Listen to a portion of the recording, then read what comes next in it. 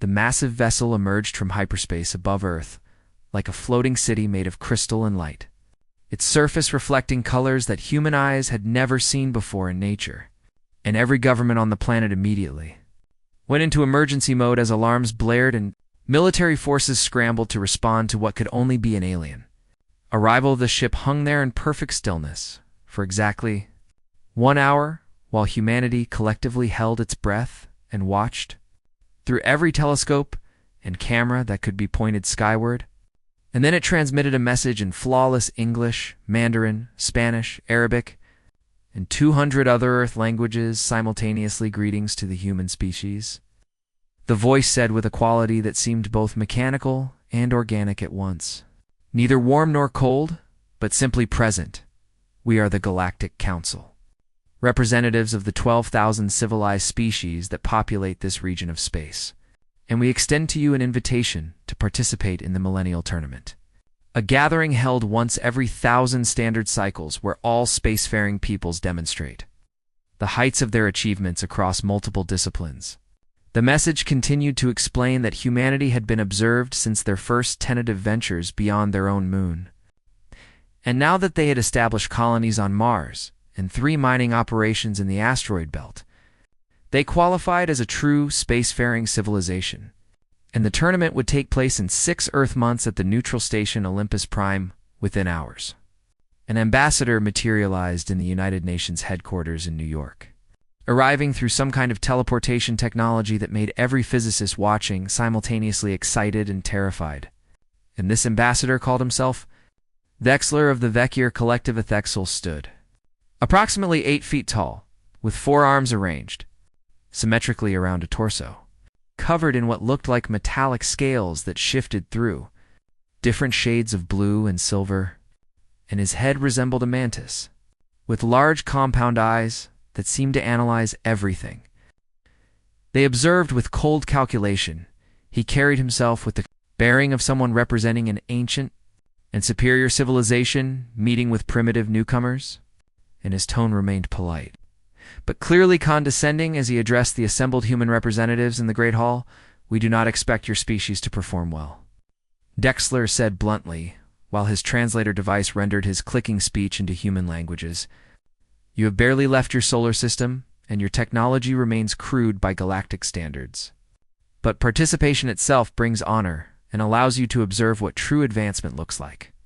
And perhaps in a few thousand years, your descendants might actually compete with some credibility. The human delegation consisted of representatives from every major nation and several scientific organizations, but the person who stood to respond was Dr. Sarah Chin, a Chinese-American astrophysicist who had led humanity's first successful, faster-than-light experiment 3 years prior. She was relatively short compared to the alien ambassador, barely reaching 5.5 feet tall, with gray-streaked black hair, pulled back in a simple ponytail, and glasses that she wore more out of habit than necessity, since laser surgery could have fixed her vision, and she wore a simple blue suit rather than anything elaborate or military. We accept your invitation, Sarah said calmly, while meeting the ambassador's compound eyes without any visible intimidation. And we appreciate your honesty about your expectations, though I think you might be surprised by what humanity can offer. Something in her tone made Dexler pause, his head tilting in a gesture that might have been curiosity or confusion, because her response lacked the desperate eagerness he had expected. From a species so young and technologically limited, you speak with unusual confidence for one whose species has existed in space for less than a single cycle, Dexler observed while his scales rippled through darker shades. Tell me, Dr. Chen, what makes you believe humanity has anything to offer against species that have mastered space travel for millions of your years? Sarah smiled slightly and gestured to the large display behind her that showed Earth from space. The blue and white marble floating in the darkness, with city lights visible on the night side and storms swirling over the oceans because we got here despite everything trying to stop us, she replied. Our planet has tried to kill us with ice ages and supervolcanoes. Diseases have nearly wiped us out multiple times. We've fought wars that should have destroyed our entire civilization. And we've made it to the stars anyway, not because we're the strongest or the smartest, But because we don't know how to give up, Dexler made a sound that his translator rendered as dismissive laughter, and he proceeded to show holographic displays of the other major competing species. Each one more impressive than the last.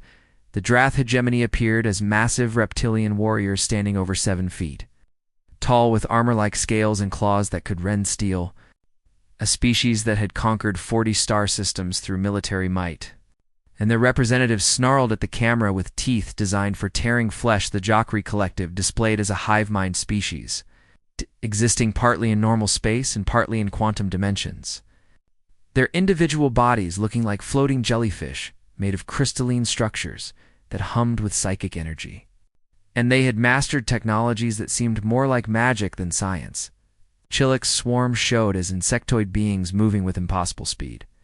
Their civilization built on perfect efficiency and mathematical precision, having optimized every aspect of their society through algorithms that predicted and planned for every possibility. A dozen other species followed in the presentation, each one representing civilizations that had existed for thousands or millions of years, that had technologies humanity could barely understand, and that viewed this newest spacefaring species as little more than clever animals who had just learned to use tools. These are your competitors, Dexler said with what seemed like satisfaction at humanity's supposedly inevitable humiliation.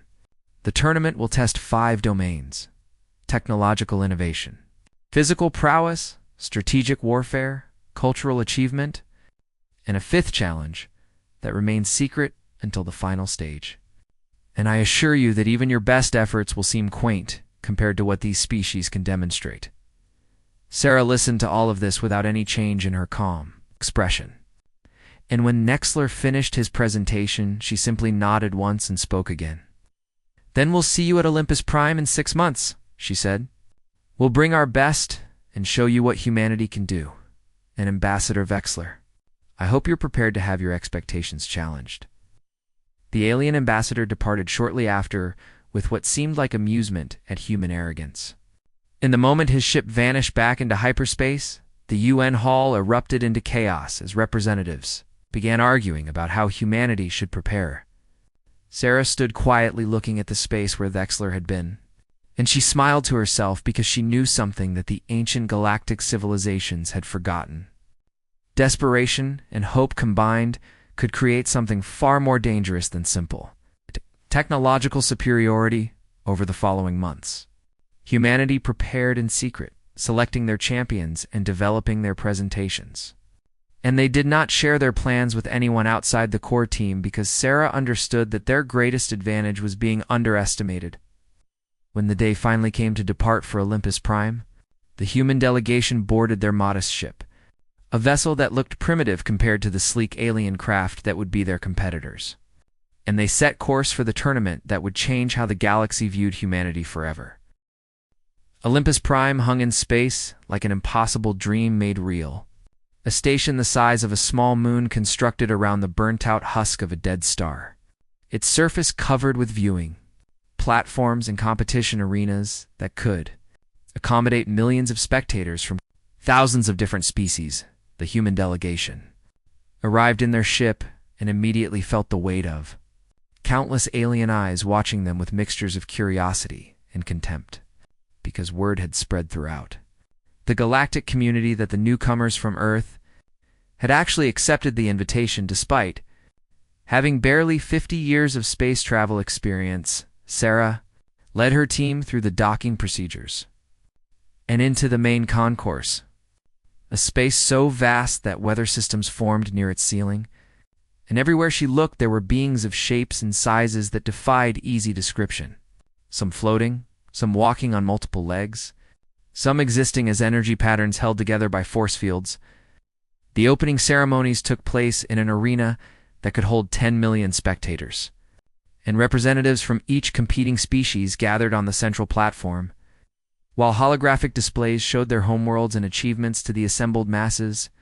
When humanity's turn came, the crowd's noise level dropped noticeably as many species leaned forward to get their first good look at these primitive newcomers, and the display showed Earth in all its blue and green glory while listing humanity's modest accomplishments. nuclear power, chemical rockets, basic genetic engineering, and crude faster-than-light travel laughter rippled through sections of the audience. Not cruel exactly, but certainly dismissive. The way adults might chuckle at a child's finger painting displayed next to masterworks. And Sarah felt her team tense beside her, but she kept her expression neutral and calmed. The first challenge began the following day in the Grand Technology Forum, a vast space where each species would demonstrate their most advanced innovation. And the Vecchio Collective went first with their quantum consciousness. Professor Thexler himself presented the device, a crystalline sphere that floated in midair and processed information by creating and collapsing quantum states across 17 dimensions simultaneously. And it could calculate in 1 second what humanity's best supercomputers would need a million years to solve. The judges awarded near-perfect marks, while the audience erupted in appreciative sounds that ranged from applause to harmonic frequencies that made the air vibrate. And the Vecchio delegation accepted the praise with the confidence of a species that had won this category for the last 3 tournaments. Drathegemony followed with their gravitational manipulation arrays that could create or negate gravity fields at will, turning their warships into unstoppable forces that could crush enemy vessels or slip through defenses like ghosts.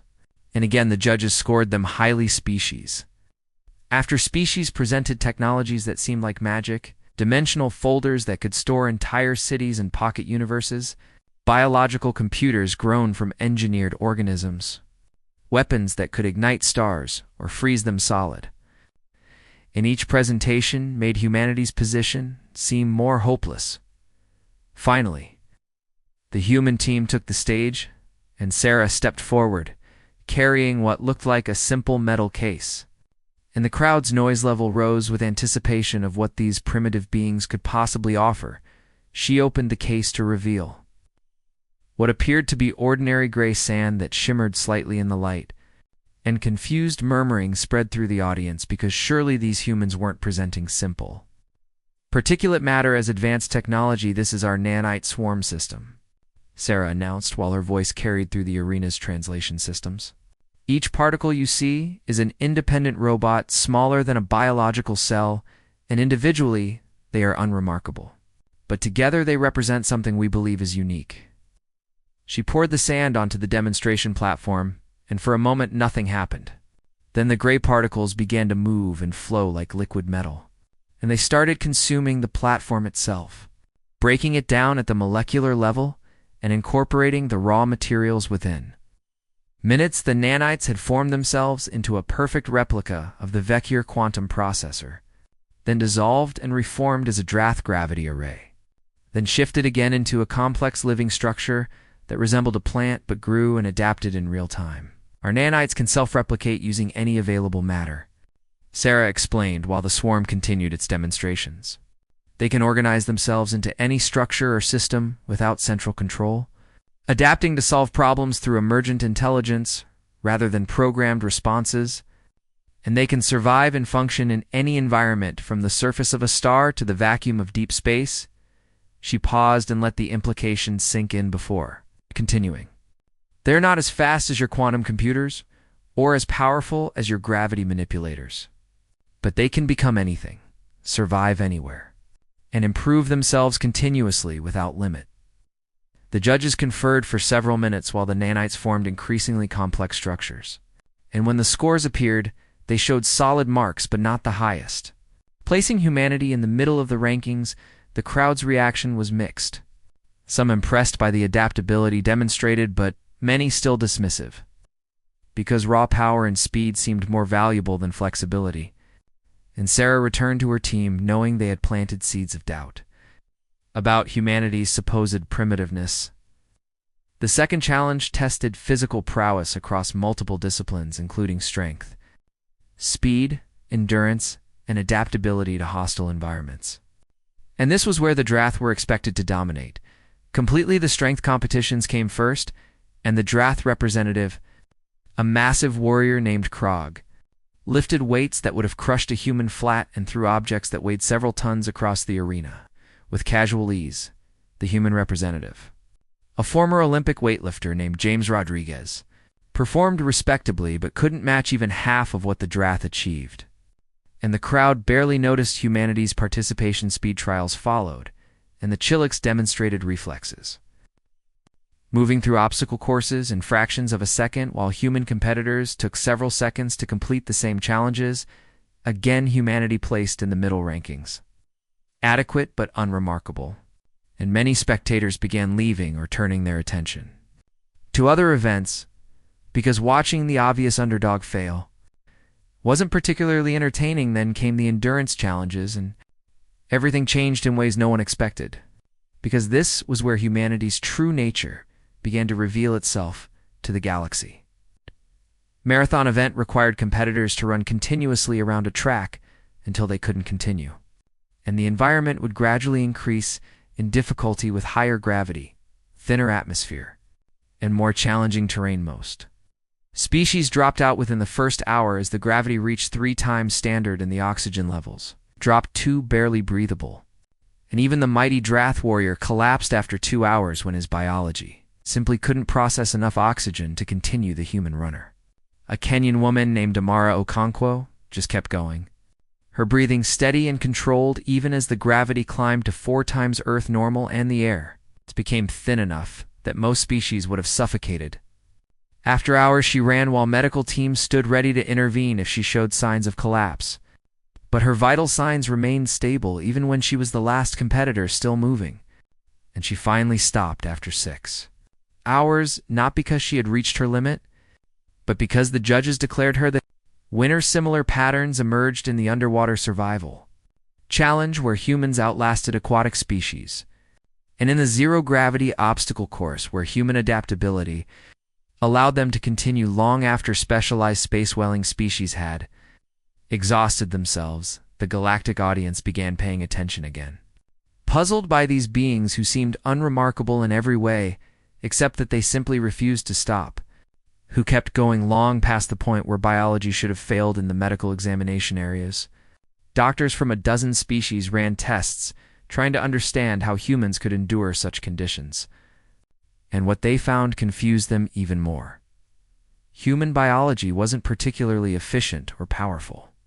It was just incredibly stubborn and refused to acknowledge its own limits. Sarah watched the growing confusion among the other delegations with quiet satisfaction, because she knew they were beginning to understand that humanity's power didn't come from superior technology or enhanced biology, but from something far more fundamental. Humans had evolved on a planet that tried to kill them constantly, and they had learned to simply outlast every threat. The second challenge ended with humanity ranked surprisingly high in overall standings, and as the teams prepared for the strategic warfare simulations, the dismissive laughter had been replaced by cautious curiosity about what these endurance-focused beings might do when given command of a fleet. The strategic warfare arena occupied an entire section of Olympus Prime, a massive simulation chamber where neural interfaces allowed commanders to control virtual fleets as if they were physical vessels, and every battle would be broadcast to billions of viewers across the galaxy.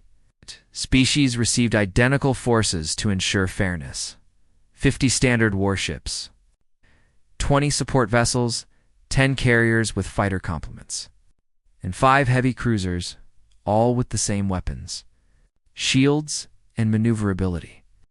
So victory would depend purely on tactical skill and strategic thinking. The Jokri Collective entered the simulation first, their hive mind nature allowing perfect coordination between every vessel as if the entire fleet was a single organism. And they faced off against the mechanical precision of the Chilik swarm in a battle that resembled a deadly dance. The Jokri moved in perfect formation, each ship knowing exactly where every other ship would be at any moment, creating overlapping fields of fire that left no gaps in their defense. And they methodically dismantled the Chilik's fleet. Despite the insect's superior computational speed, the judges awarded high marks for the flawless execution, and the crowd responded with appreciation for the beauty of such perfect coordination. And the Jokri remained the favorites to win this category as they had for the last 5 tournaments.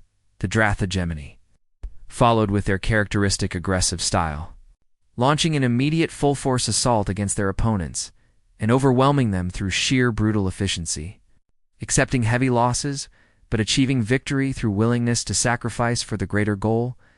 Then came the Vecchir Collective with Dexler himself commanding, and they demonstrated why their species had dominated the galaxy for millions of years, using mathematical predictions to position their forces perfectly and exploiting every microscopic advantage with cold, calculating precision there. Victory was inevitable from the first moments as their algorithm predicted enemy movements and countered them before they could develop. And Nexler's fleet destroyed the opposition while losing only 3 vessels to minor calculation errors when humanity's turn came. The arena buzzed with renewed interest because the endurance performances had made them interesting, and people wondered if these stubborn beings would show the same refusal to quit in strategic combat. The human commander was Admiral Chen Wei, Sarah's younger brother and a career military officer who had trained in naval warfare before joining the Space Force, and he entered the simulation pod with a calm expression that gave nothing away. His first match placed him against a mid-tier species known for defensive tactics, and the battle began with both fleets moving cautiously to probe for weaknesses. And Admiral Chen appeared to be playing it safe with standard formations and conventional maneuvers. Then his fleet suddenly scattered in what looked like complete panic, ships breaking formation and fleeing in different directions, and the opposing commander immediately pressed the attack, seeing an opportunity to crush a disorganized enemy. But the human ships weren't fleeing randomly. They were drawing the enemy into a carefully prepared kill zone. And when the opposing fleet overextended chasing what they thought were easy targets, the human forces suddenly regrouped and struck from 3 directions. Simultaneously, the victory was decisive but not overwhelming, and the judges gave moderate scores for creativity but noted the risky nature of the feint. And most observers dismissed it as luck or desperation rather than genuine skill. Admiral Chen's second match followed a similar pattern, with his fleet appearing to make mistakes and his opponent capitalizing on them, only to discover too late that every error was bait and every weakness was a trap. And again, the humans won, but without the overwhelming dominance shown by the top-tier species. The galactic audience began losing interest again, seeing the human victories as minor flukes against weaker opponents, and the betting markets heavily favored the Jacquerie, Vecchir, and Drath in the final rounds. Then Admiral Chen did something unprecedented that caused an immediate uproar among the tournament officials and spectators. He formally requested to face all 3 dominant species simultaneously in a single battle. The rules technically allowed such challenges, though no species had ever been foolish enough to attempt it, because facing 3 superior opponents at once was considered suicide, and the request could only be interpreted as either arrogant stupidity or a desperate, attention-seeking gesture. Tournament officials conferred and ultimately approved the match because refusing would imply they doubted their champions could handle even this absurd challenge, and the entire galactic community tuned in to watch what everyone assumed would be humanity's humiliating defeat. This simulation arena configured itself for a 4-way battle, with humanity's 50 ships facing 150 combined vessels from the 3 dominant species, and the Jacquerie, Vecchir, and Drath quickly formed a temporary alliance because even they recognized that humanity might have some tricks in coordination would ensure quick victory. Admiral Chen studied his tactical display while his crew waited for orders, and the massive disparity in forces was obvious to everyone watching. 3-to-1 odds against opponents who individually outclassed humanity in previous matches. Battle began, and immediately the human fleet did something that shocked observers. They retreated at maximum speed, abandoning the starting positions and scattering across the battlefield in apparent disorder. The Allied fleet pursued with confidence, dividing their forces to chase down the fleeing humans, and the commentators analyzing the battle noted that humanity appeared to be trying to survive as long as possible rather than actually fighting. Human ships fled past asteroid fields, around debris clouds, through narrow passages between obstacles, and the pursuing forces followed eagerly because the scattered targets seemed vulnerable, and several human vessels took damage as they ran. Admiral Chen watched his tactical display with intense focus while his fleet continued its apparently panicked flight, and he waited for the exact right moment as the pursuing forces spread themselves. Thinner chasing multiple fleeing targets, then he gave a single quiet command. Spring the trap. What happened next would be analyzed by military strategists across the galaxy for years to come. Because every action the humans had taken was revealed to be part of an elaborate deception. The asteroids that human ships had fled past suddenly erupted with weapons fire as the humans had planted remote mines and automated turrets during their retreat. And the debris clouds that seemed like obstacles were actually concealing human fighters that had been launched silently. The narrow passages that human ships had fled through became killing fields as the pursuing vessels found themselves trapped with limited maneuverability while human forces attacked from prepared positions. But the true genius of the plan emerged when the three allied species realized that humanity had been feeding false information into the battle network, spoofing sensor readings to make it appear that human ships in one sector were actually allied vessels in another. The Jacquerie perfect coordination became a weakness as false data convinced them their own ships were under attack by the Vecchir, and the hive mind's instant response across all vessels meant that confusion spread like a virus through their formation. The Vecchir's mathematical predictions failed completely because the data they were calculating from was corrupted with false information, and their algorithm couldn't adapt fast enough. When reality stopped matching expectations, the Drath responded with instinctive aggression, attacking what they perceived as threats. And humanity's false intelligence made them believe the Vecchir had betrayed the alliance and were firing on Drath vessels within minutes. The three-way alliance collapsed into chaos as species fired on each other while trying to determine what was real. And human forces emerged from hiding to strike at targets of opportunity whenever the confusion created openings. Admiral Chen coordinated his scattered forces with practiced efficiency, using old-fashioned radio communication that couldn't be hacked or spoofed, and his ships moved like wolves through the chaos, never engaging in direct confrontation, but always exploiting moments of weakness.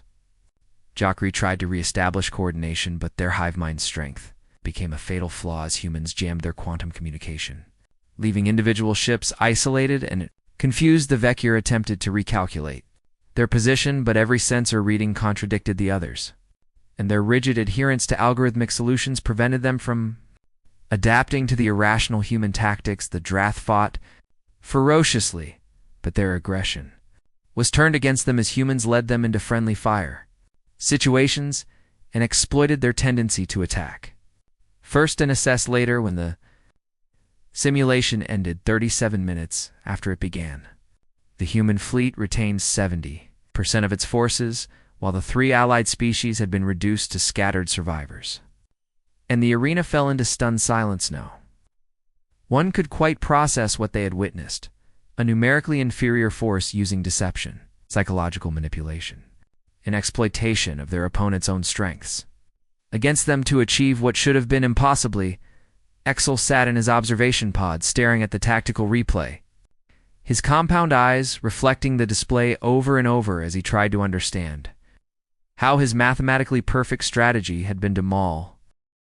The cultural achievement arena differed from all previous competition spaces in that it was designed to accommodate emotional and aesthetic experience rather than measurable performance, with holographic projectors that could create entire worlds and sensory systems that allowed audiences to experience presentations through multiple forms of perception.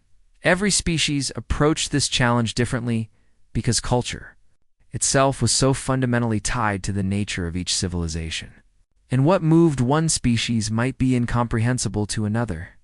Yet the judges were selected for their ability to appreciate beauty and meaning across vast differences in biology and philosophy. The Jacquerie Collective presented first, and they created what they called the Quantum Symphony, a performance that existed simultaneously across 17 dimensions, with each layer representing different aspects of their hive consciousness. The arena filled with colors that shouldn't exist in normal space, sounds that resonated in frequencies beyond conventional hearing, and mathematical patterns that were somehow visible to the naked eye. And those who could perceive all the dimensions simultaneously reported experiencing something like touching the mind of an entire Civilization at once, the performance lasted exactly 17 minutes, and when it concluded, the audience sat in contemplative silence for several minutes before erupting into appreciation. And the judges awarded exceptional marks for the technical achievement. And the glimpse into an alien form of consciousness, the Vekir Collective, followed with their presentation titled The Proof of Beauty, which was a mathematical theorem so elegant and profound that it existed as a form of art rather than mere calculation. Lar himself presented the proof, projecting the equations as holographic sculptures that twisted through space in ways that revealed hidden symmetries. And those who understood higher mathematics could see how each step built upon the previous with perfect logical grace. The theorem proved something fundamental about the nature of space-time itself, while simultaneously demonstrating that mathematics could be beautiful in the same way that music or visual art could move the soul. And the audience responded with intellectual appreciation for the achievement.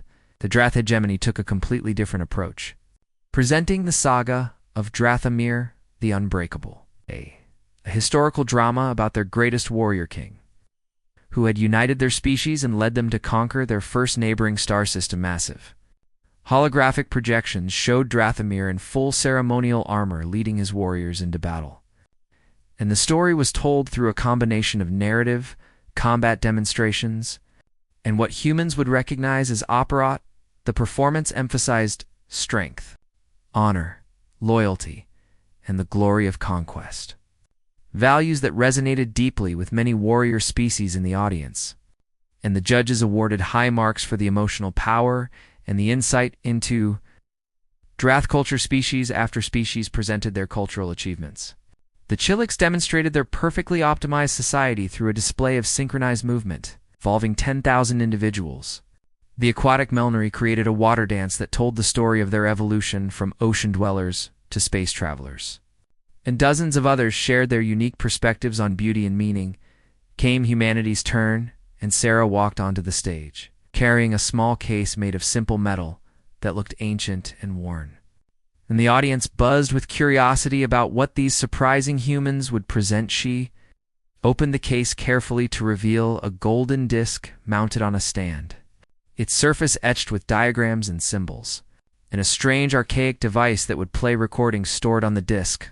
"This is the Voyager Golden Record," Sarah announced, while the arena's systems projected enlarged images of the disc for all to see. "Our species created it over 300 years ago and attached it to a space probe that we sent out into the galaxy." She paused and let that information settle before continuing. "At that time, we had no faster-than-light travel, no contact with alien civilizations, no idea if anyone else even existed in the universe. And we knew this probe would take tens of thousands of years to reach even the nearest stars."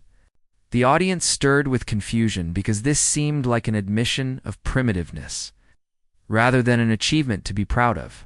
And many wondered why humans would present such an ancient artifact. "We sent this message anyway," Sarah said softly while the golden disc rotated slowly in the holographic display. "Not because we expected anyone to find it, not because we needed something from the universe, but simply because we hoped that someone, somewhere, might want to know we had existed." She activated the playback system, and the arena filled with sounds from Earth, music from different cultures and time periods, greetings spoken in 55 human languages, natural sounds like thunder and wind and waves, and most striking of all, the sound of a human heartbeat. The holographic systems projected images as they played, photos of Earth showing deserts and oceans and forests, pictures of humans from every continent and culture, mathematical and scientific diagrams showing our understanding of the universe, images of human achievements from ancient buildings to space shuttles. Sarah narrated the presentation, explaining the meaning behind each element, and she spoke about humanity's history, the struggles and wars, the diseases and disasters, the times when extinction seemed inevitable, and how through it all humans had looked up at the stars with wonder. We included sounds of a mother and child because we wanted anyone who found this to know that we love our young, she said as those recordings played. "We included music because we wanted to show that we create beauty even when it serves no survival purpose." And we included that heartbeat because we wanted the universe to know that we were alive, and we felt, and we hoped. The arena had fallen completely silent as species that had never experienced human emotion found themselves drawn into the presentation.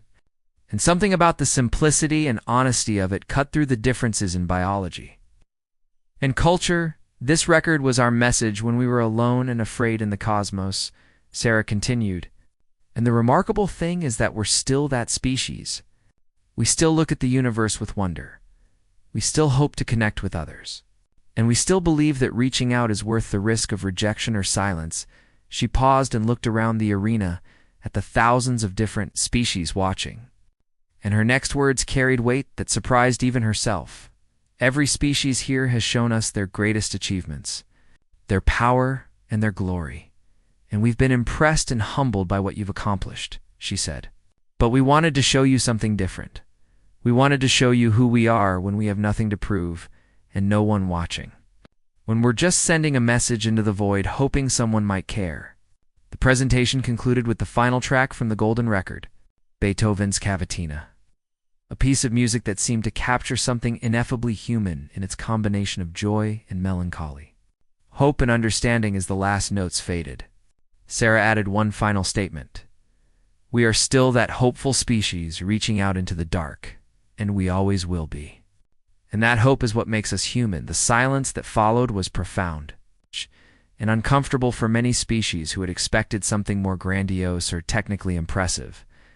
But then something unexpected happened. A delegate from the ancient Zarathi species, beings who had been spacefaring for over 10 million years and had seen countless civilizations rise and fall, stood in their observation gallery and began what their species used as applause.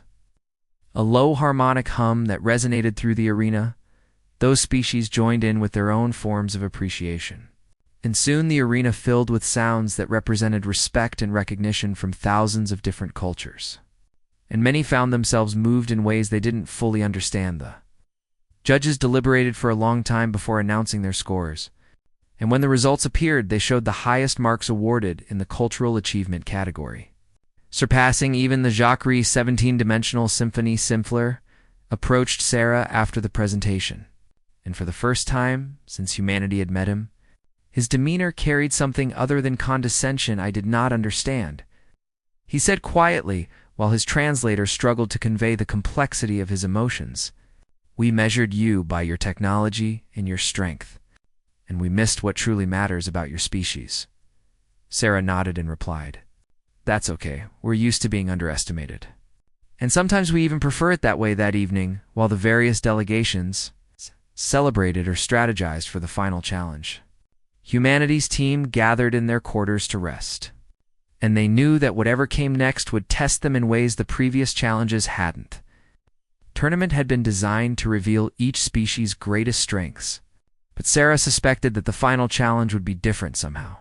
That it would test something more fundamental than technology or strategy or cultural achievement.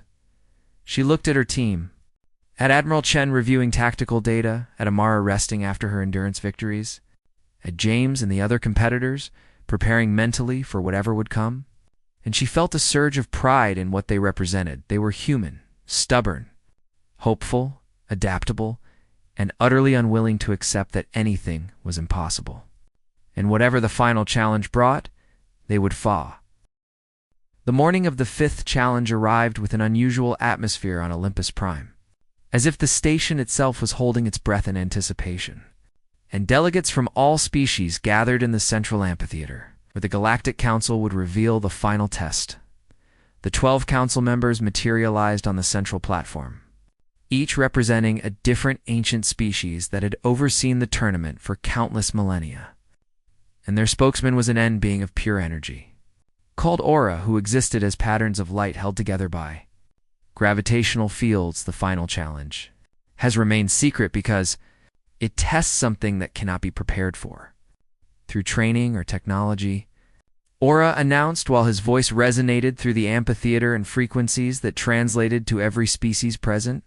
This challenge tests the fundamental nature of your species itself, the core quality that has allowed you to survive and thrive, and it will push you to your absolute limit a massive doorway irised opened in the amphitheater floor, revealing a chamber below.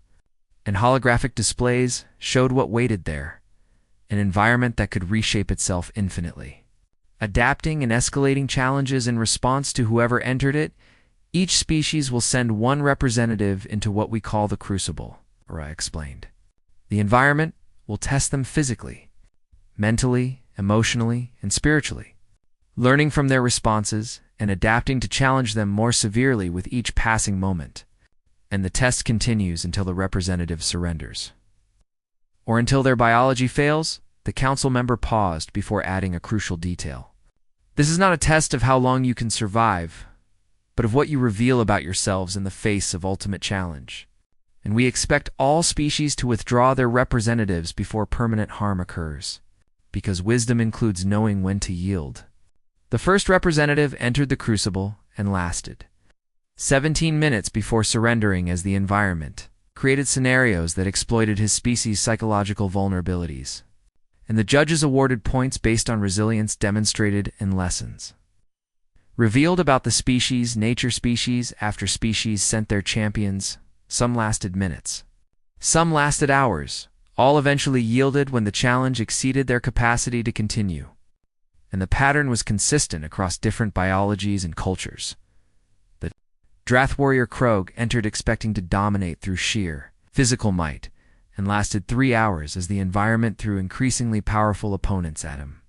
But he finally yielded when the Crucible created illusions of his entire species being destroyed, and his warrior mind couldn't process the concept of fighting without purpose. The Jokri representative managed for hours by distributing consciousness across quantum states to avoid psychological attacks, but eventually the environment learned to disrupt those states, and the hive mind withdrew rather than risk permanent damage to their collective consciousness.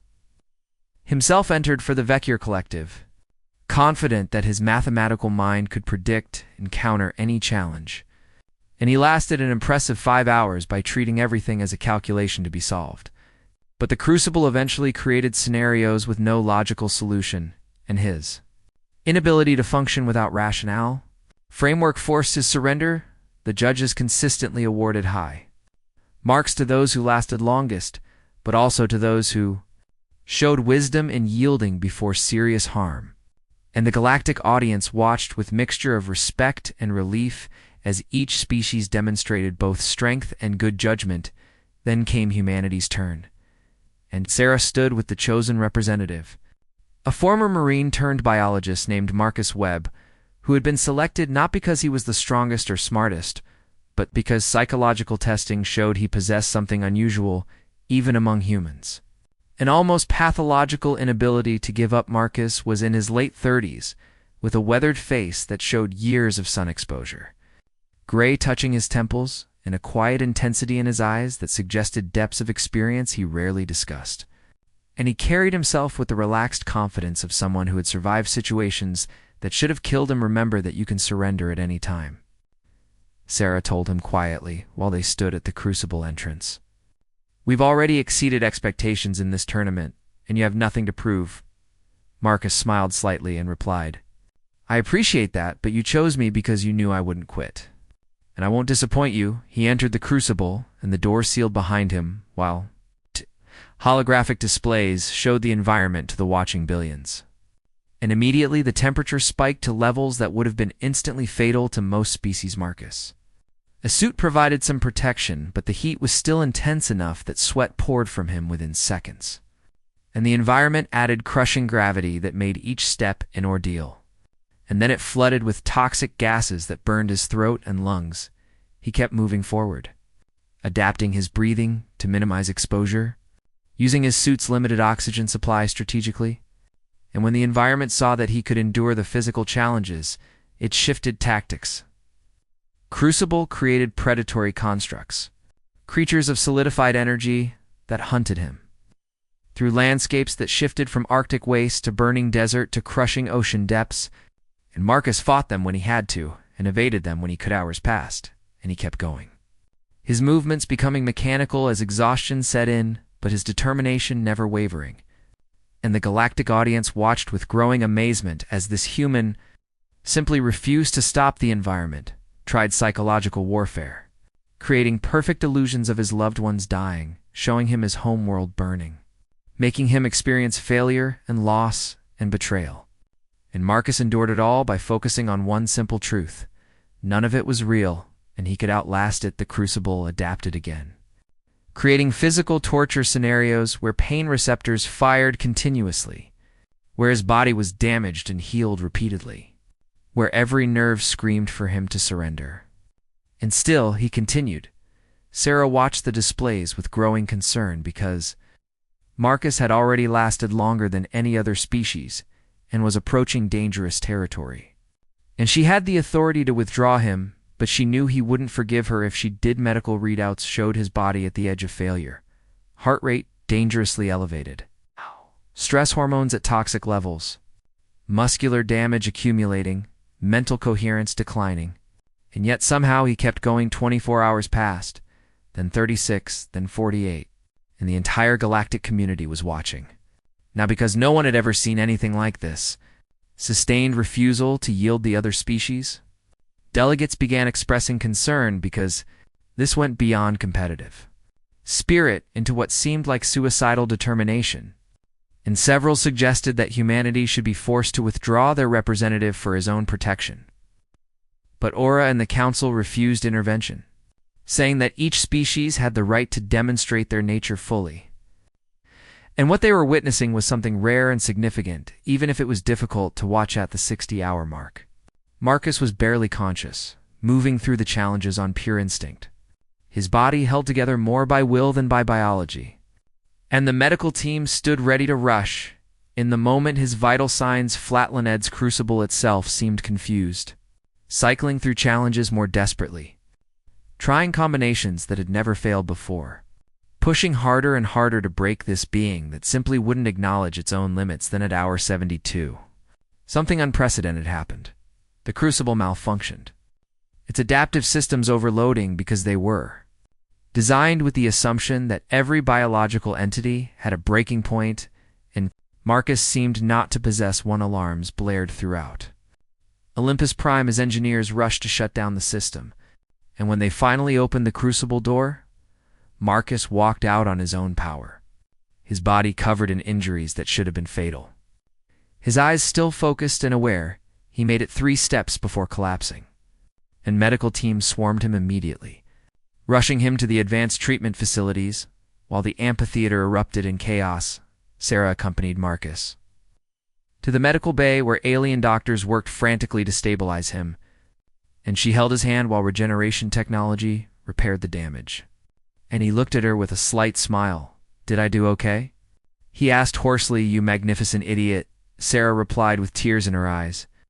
"You broke their torture machine." Over the following days, while Marcus recovered, the Galactic Council convened an emergency session to discuss what humanity had revealed, and their deliberations took on a tone that the human delegation found increasingly concerning. Finally, Aura requested a private meeting with Sarah in one of the council chambers, a space that existed partially outside normal space-time, and his energy patterns flickered with what might have been uncertainty. "We must speak honestly about what this tournament has revealed," Aura said without preamble. The Millennial Tournament was not created merely to celebrate achievement, but to identify potential threats to galactic stability. Sarah felt her stomach tighten but kept her expression neutral, and she replied, "Go on."